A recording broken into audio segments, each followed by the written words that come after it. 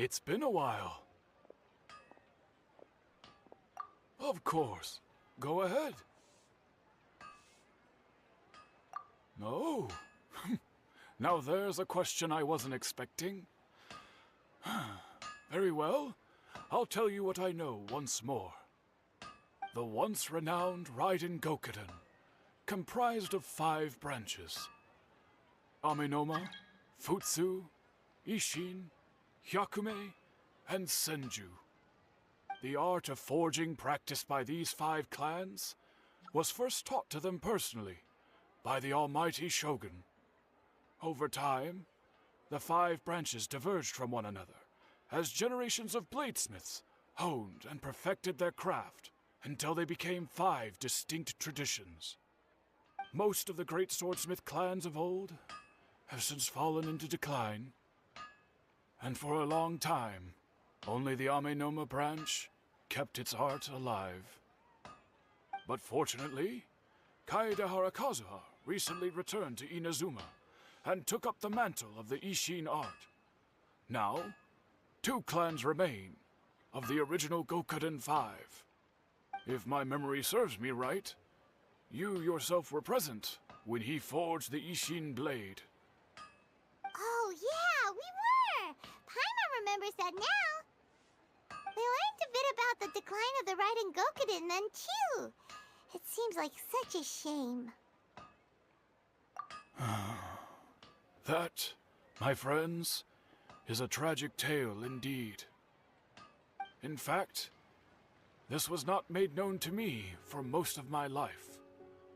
All these years, I knew of those great clans' demise, but never the cause. Only recently, when the question was on my mind, did I ask Kaedehara Kazuha about this. He told me that, as we are both heirs to a branch of the Raiden Gokuden, it was right that I should know the truth. There is no harm in telling you, but I must warn you. It is a dark and sorrowful tale. The Raiden Gokuden were the targets of a murderous rampage by a vengeful bladesmith. Vengeful? Why? 400 years ago, so I'm told, there was a catastrophic malfunction in Tatarasuna's furnace. One brave swordsmith heard the commotion and chose not to flee, but he rushed to the scene, hoping to prevent a disaster.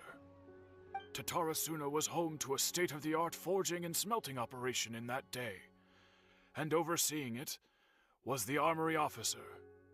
His surname was Niwa, though he had family ties to the Kaedehara clan. Knowing that they had just one chance to save countless lives, Mr. Niwa and the swordsmith leaped together into the furnace.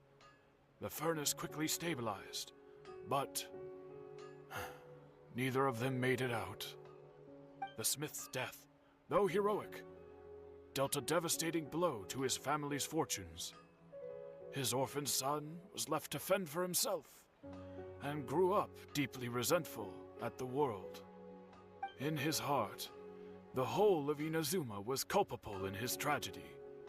He hated the almighty Shogun for her apparent indifference towards his father's death, and he hated everyone who had done nothing to try and save him. Powerless and destitute, the only legacy he had to pass on to his children was his hatred. Generation after generation bore this grudge, living in utter misery. Alas, if only the story could have ended there. But 100 years ago, the then head of this family reached the end of his wits. He could bear their fate no longer, and yet he could do nothing to change it. Finally, he made a drastic decision to take revenge on the Raiden Gokuden. In doing so, he sought to vent his pent up anger and shake the very foundations of Inazuma's forging industry. In his fury, he murdered indiscriminately, killing even bladesmiths from the Hyakume clan which he belonged to. His goal was absolute, the devastation of all of the Raiden Gokuden. But when he came to the Kaedehara and Kamisato clans, his killing spree came to an abrupt end. He failed to catch them unawares. They fought back fiercely, and they did not spare his life. That is why the Kaedehara clan and their Ishin art survived that day. I suppose they were the lucky ones, under the dire circumstances.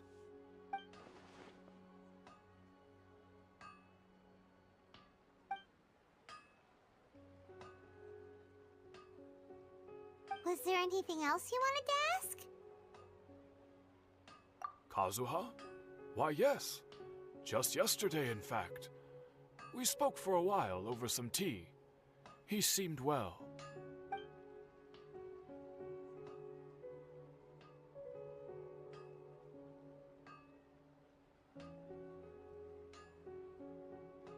My pleasure. Don't tell Paimon. There are other places you want to visit too, right? Your expression says it all. You can't hide anything from Paimon. On to the next stop. Lead the way, traveler. Paimon will be right behind you. We're here. This is the Yashiro Commission's headquarters, so... Traveler, it's been a while. If you're looking for the Commissioner and Miss Kamisato, I'm afraid your timing is unfortunate. They're not here right now. Are they out on business? The Commissioner is out on business, and Miss Kamisato is standing in for some meetings in the Commissioner's place. If it's urgent, you're welcome to wait inside until they get back. What do you think? Shall we go in?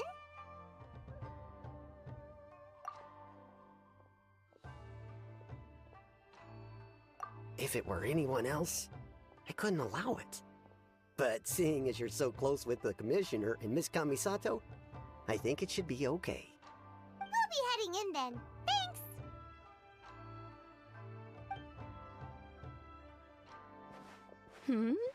Hello, dears. Is there something you want to say? Of course, traveler. Yes, I know who you are. Miss Kamisato has told me about you. What would you like to know? Oh, they're both very well indeed. Lately, Miss Kamisato has been rather busy attending all kinds of meetings and occasionally paying visits to some local organizations on the Commissioner's behalf. As for the Commissioner himself, well, you know, busy as ever. That much hasn't changed. Although he does seem to be in a rather good mood these days. So pretty much business as usual in the Yashiro Commission, huh? Very much so.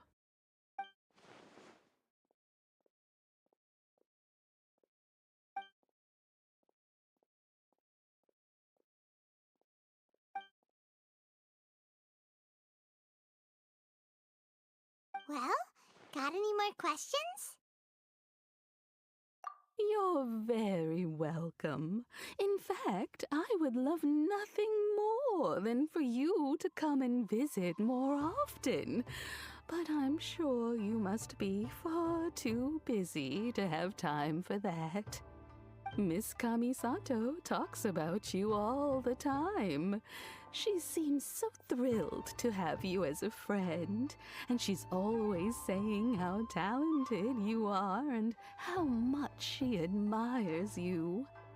I must say, many things in Inazuma seem to have taken a turn for the better since you arrived here.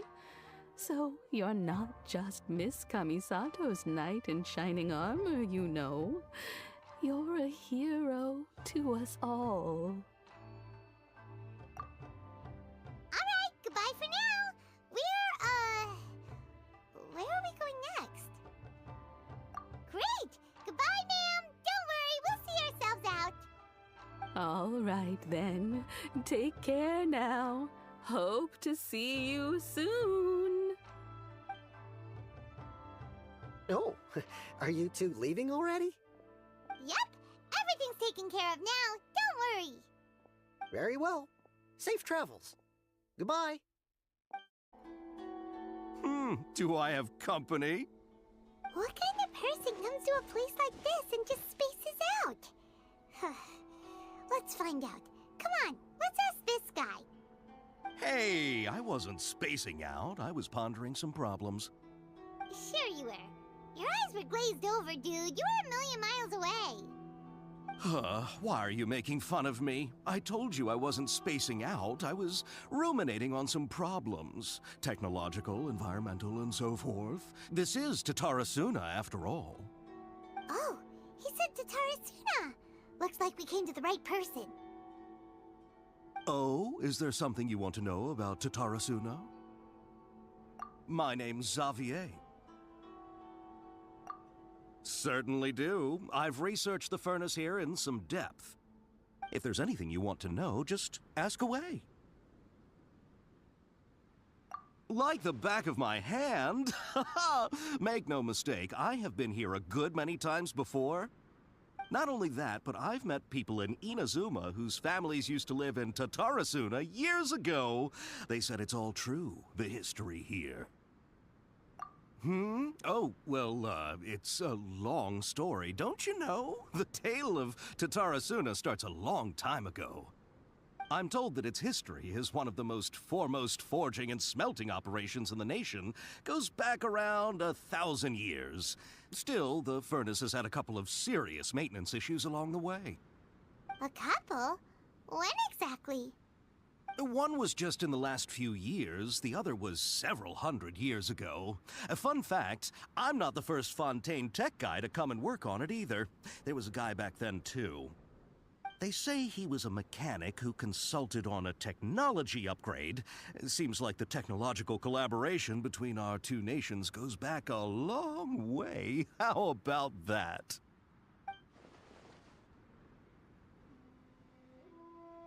Hey! Weren't you gonna ask Xavier something about Tatarasuna? Come on, ask already! Oh, I didn't realize you two were here for a history lesson. Me neither. Paimon doesn't know what's gotten into this one today. Feels like we've been preparing for a history exam or something. What brought this on? Did you just wake up today with a sudden burning desire for historical knowledge? Sure, go ahead. A Kabukimono? No, I can't say that I have. I do know the word, Inazuman for those eccentric types who always go around dressed to the nines. Just the sort of person that I'd like to meet, actually. But sadly, I've never had the pleasure, nor have I come across anything to do with a Kabukimono where Tatarasuna is concerned.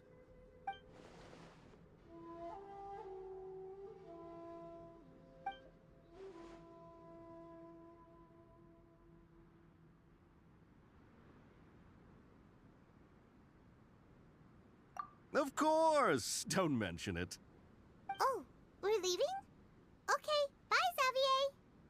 Oh, you're most welcome. More than happy to help. Farewell. Looks like you got all the information you're looking for. Sure, but what's up with you today? Whatever it is, it seems like it's really troubling you. Keep your smile, Spinal Crocodile. No matter what happens, Paimon will always be there for you. Hey, don't mention it. Alright, let's head off and go meet Nahida. Hey, it's them!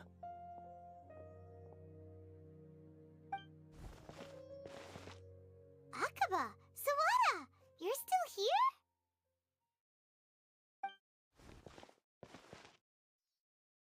Indeed we are. If you have a moment, we'd love for you to join us once more.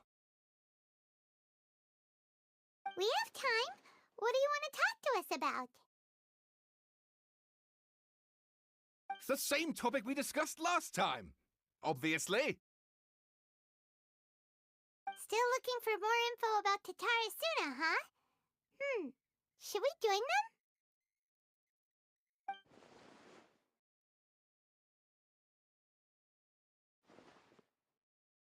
Unfortunately, we haven't made any real progress.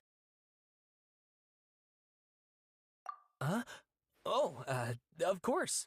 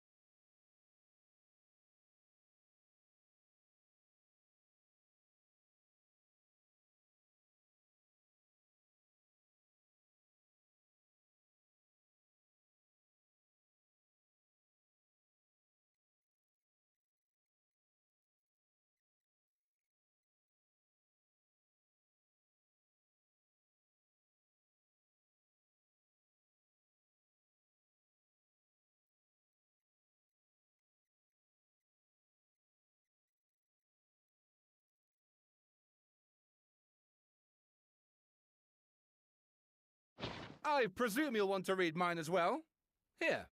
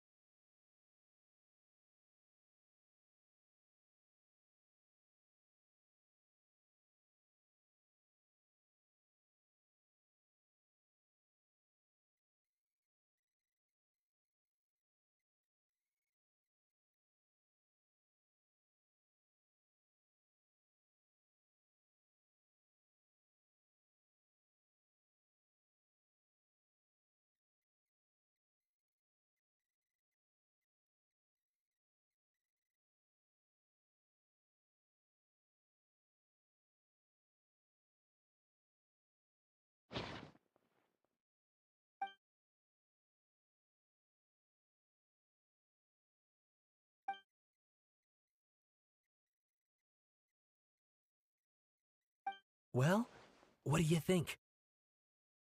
Hey, Traveler. Remember how last time Akaba was saying how he wished he could gather more information about all this? Well, we just got back from Inazuma. So how about we tell them what we learned? What did you find out? Something big? It's a long story. Basically, we have some friends in Inazuma, and...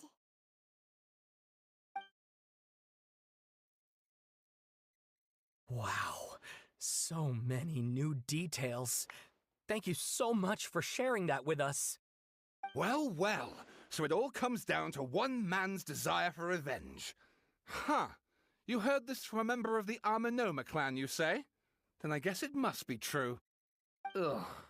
So there's no ghost story here after all.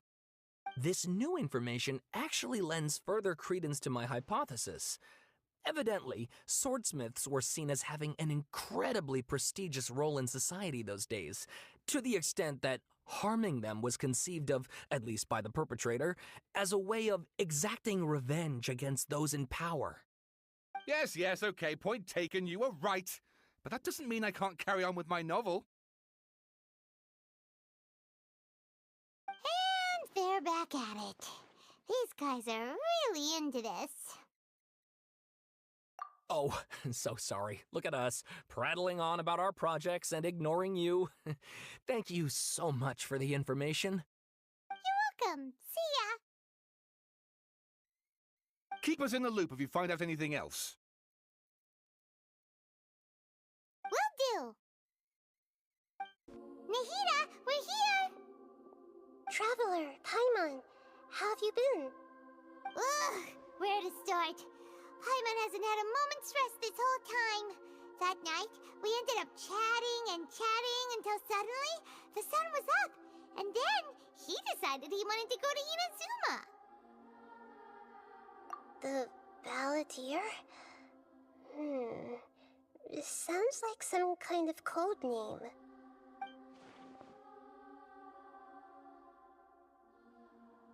You look troubled. Is there something you need to tell me?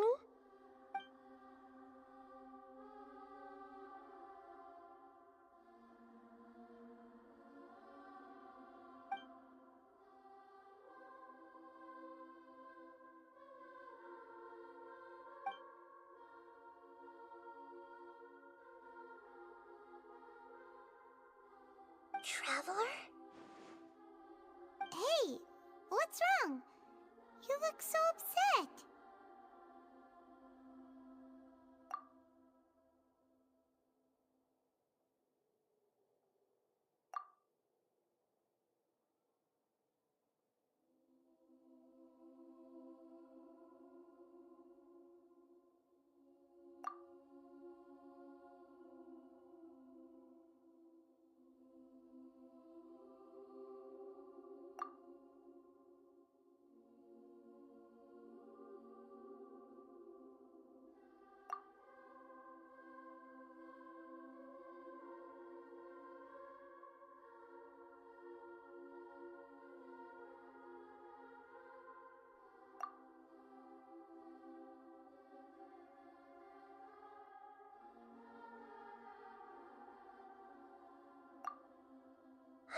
That's quite a story.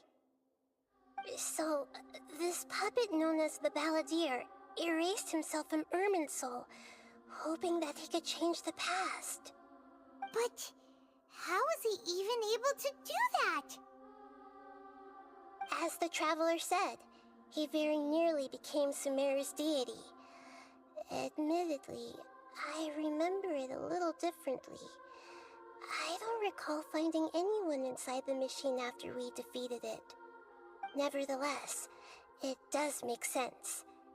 If someone were to successfully erase themselves from Irminsul, the world would change to reflect the new reality. So, you believe this person really existed, and we just don't remember him because... well, because he literally changed the world? Yes. Theoretically speaking, it is possible to do this.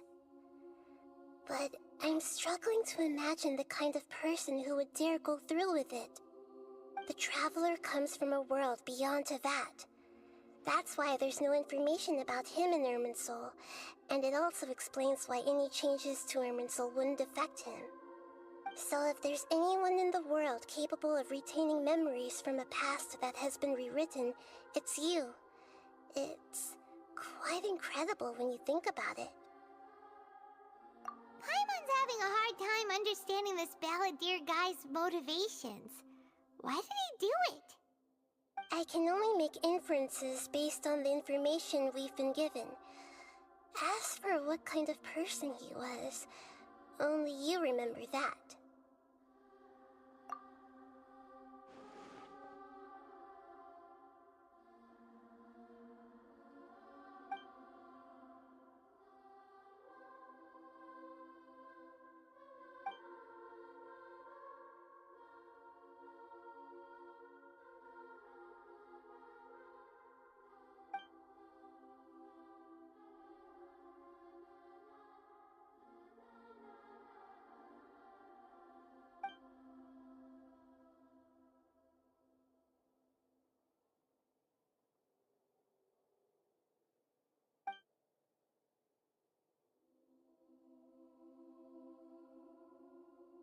Something else worrying you?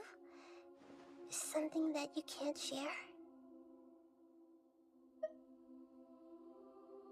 It couldn't change the fate of the ones who had died, right? Once the balladeer realized he hadn't been betrayed after all, it must have completely changed his view of the people of Tatarasuna. Now he saw them as friends again. He couldn't keep hating humans after that. And if he thought there was a chance he could save his old friends, it would be hard not to try. The story makes sense, every part of it. The balladeer tried to achieve godhood with the doctor's help. He was unsuccessful, but retained the power to connect with Irminsul. That power then enabled him to change what was recorded in Irminsul and erase himself, even though he didn't have much strength left. Yeah, it does make sense, but it still ended in tragedy for his friends. It just feels so hopeless. He gave everything to do this, but it seems like he got nothing in return.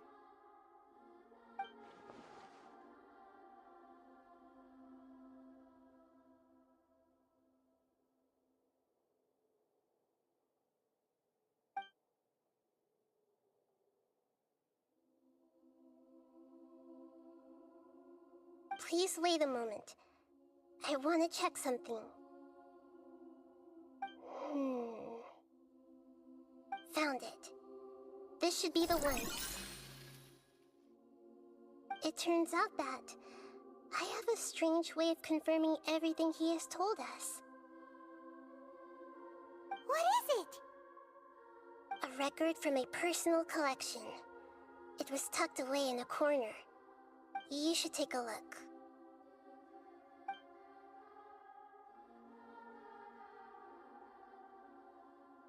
Is this a fairy tale?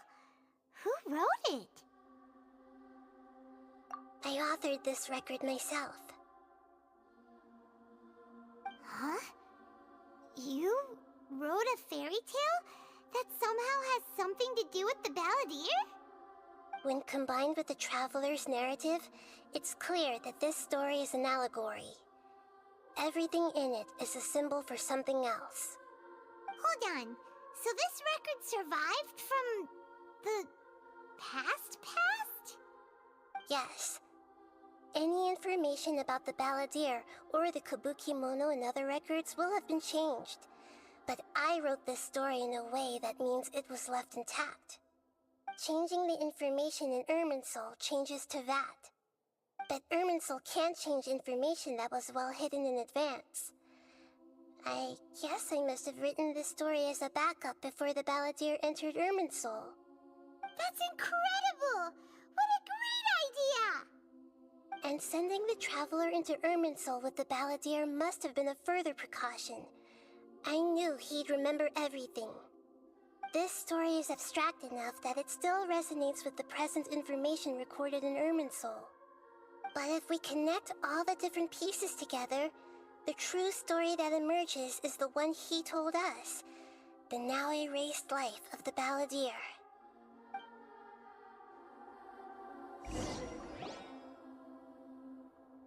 There was once a lone monster draped in fox fur.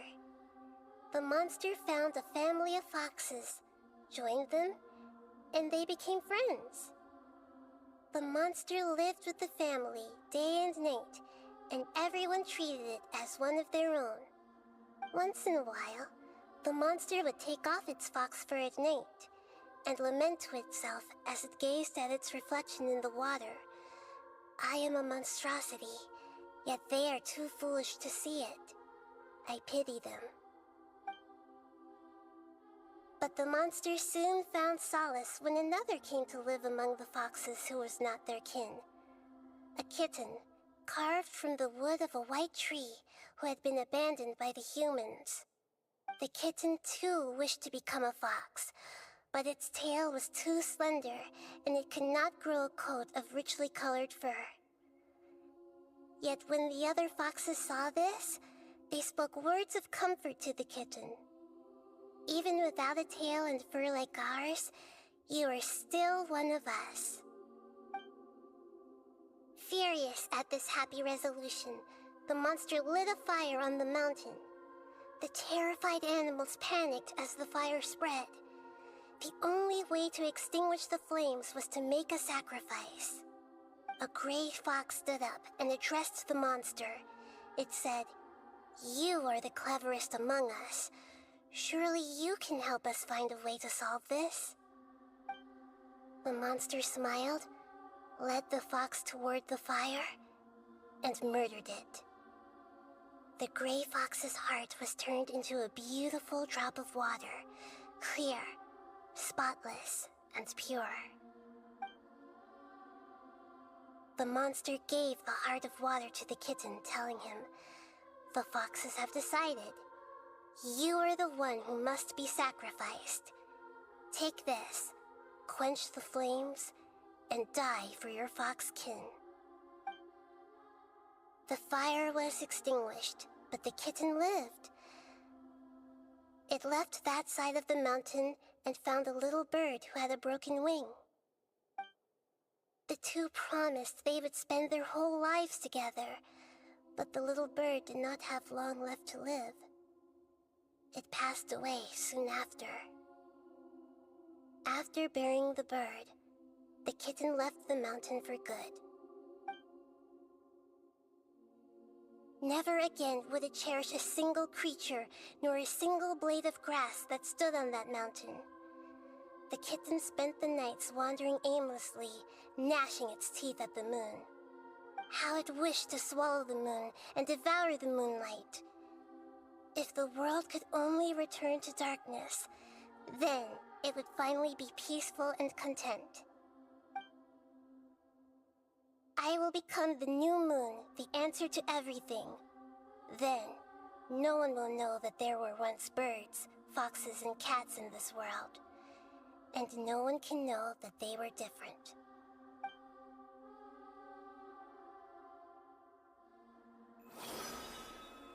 We solved it!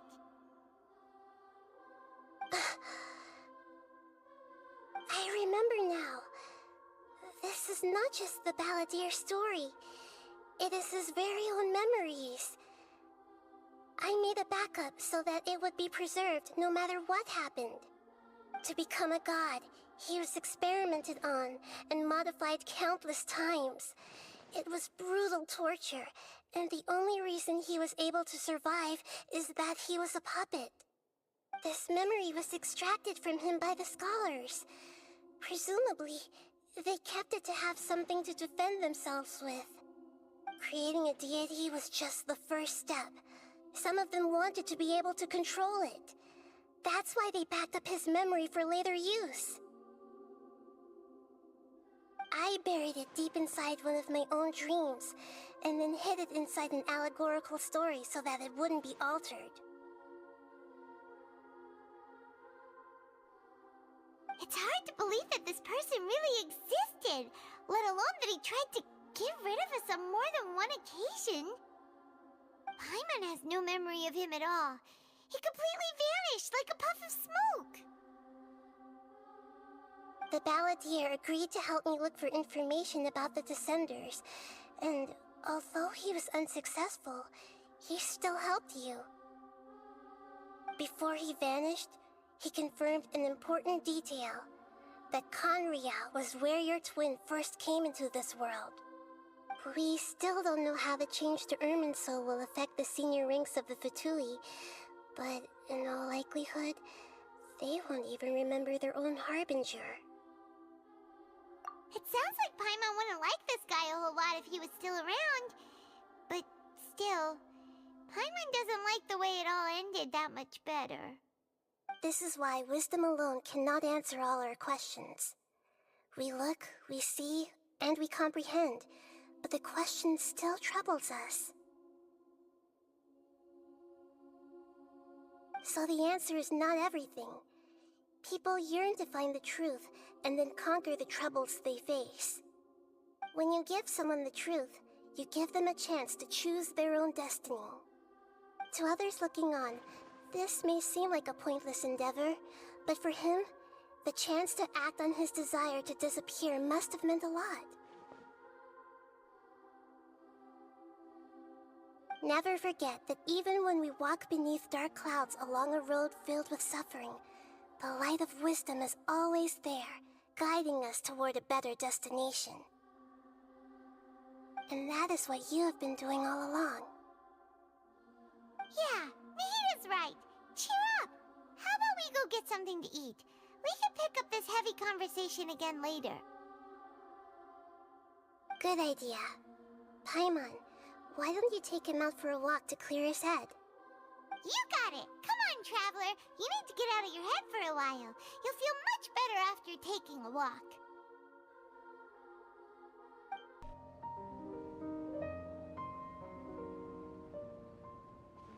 We're here! What should we eat first?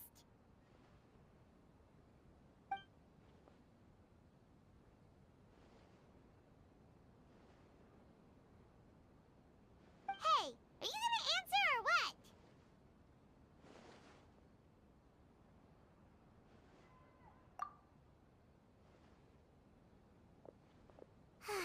Alright, whatever you want. Well, Paimon will be right here when you figured stuff out. Then we can get something to eat.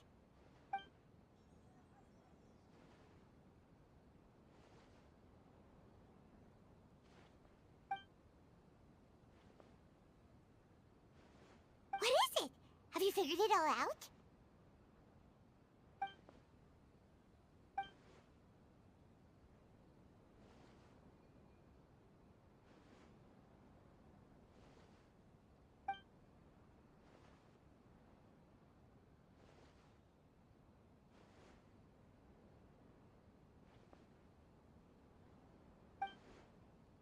Why'd you jump up all of a sudden?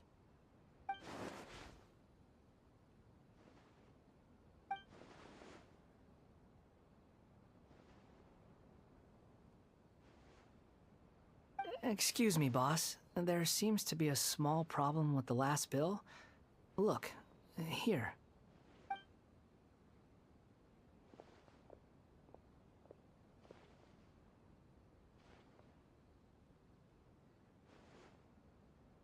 Hey! Hey, wait! Hmm? You mean me? No, not you. That kid! Didn't you see? Little rascal grabbed my last 2 fresh Sunsettias and ran off. Look, if you're gonna help out here, you can't keep spacing out, okay? What is it? Work's too boring for you? Or has the big city got too many distractions? I wasn't paying close enough attention. Sorry, boss. I think you're right. Maybe it's the city. It's so exciting. It can be hard to focus. Who's that guy? You know him or something? He's who? You're a strange one, kiddo. You say you don't want any money for helping out here, and then when I actually give you some work to do, you keep letting yourself get distracted. I don't want to take advantage, so I'm happy to pay you what I'd pay anyone else. But if you keep acting like this, pretty soon I won't be able to afford to. No, please. I mean it. You don't need to pay me anything. I'm just so thankful you agreed to take on an outsider like me. You're welcome, I guess. But I got bigger things to worry about. Look, we're all out of Sunsetias, and I promised the lady down the street I'd deliver a fruit bowl this evening. Leave it to me. I'll find some more. Just a moment. I'll be right back. Stop. I'm gonna level with you, kiddo. I've never met a worker who said they didn't want a wage before. And at first, I got greedy. Couldn't believe my luck. But I figured you'd start asking for something in return eventually. You don't want money. You don't take days off. And in your free time, all I see you do is wander around, taking in the sights. Are you a drifter or something? That's right, I am. We can talk more about that later. First, let me get those fruits you needed. Sunsetias, was it? I'll be right back.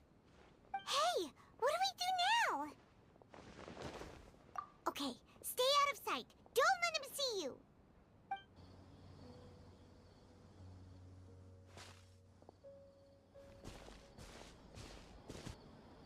Yeah, this'll do. Even though you say he's the balladeer, what are we planning on doing? Stealing his Sunsetias? Isn't that a bit too cruel? Oh, all right. This should be enough. Guess I should wash them before I take them back.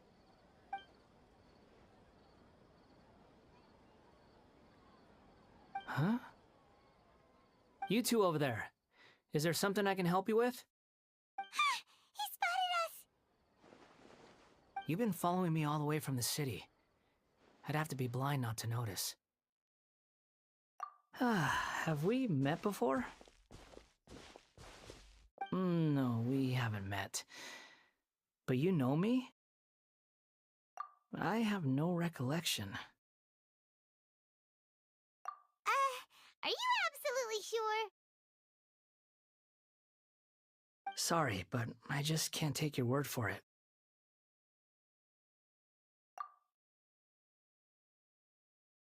A puppet? What makes you think that? Huh? You were right! The look on his face! I guess you do know me after all. That is not something I share with a lot of people. Look, I'm just a wanderer. But seeing as you've gone through all this trouble to track me down, I'm sure whatever it is must be important. Okay, but please let me deliver these goods to my boss first. Are you really working for that guy? He said you don't want any more for it. Is that true? Yes, I ran into him out in the wilderness during a storm, and he let me take shelter in his cart. In return, I said I'd be his helper for a while. That's oddly nice of you. Let me take these back. Then I'll come with you, okay? Then let's return to the city. Here you go, boss. I'll leave them right here. Oh, you really went and picked some more. Who are these two? Something's come up, and they need to borrow me. Sorry, boss. I'm afraid I'll be away from the stall for a while. I was just about to pay you anyway. Go wherever you want, kid. Don't waste your time here. What? I get it, okay?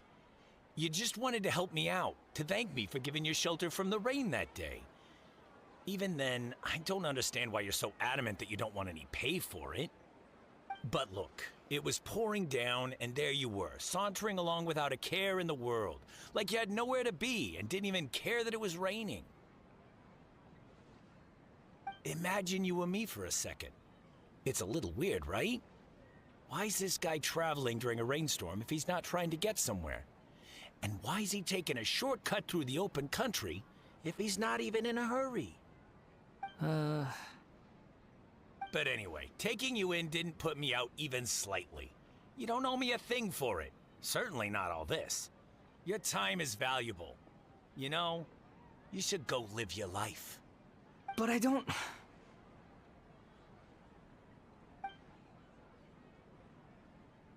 No, you're right. Then I suppose this is where we say goodbye. Thank you again for taking me into the city. Don't mention it, kiddo. I've run into all kinds of characters over the years. I just hope you find your path. Thank you. All right, done. Thanks for waiting for me. We can go now.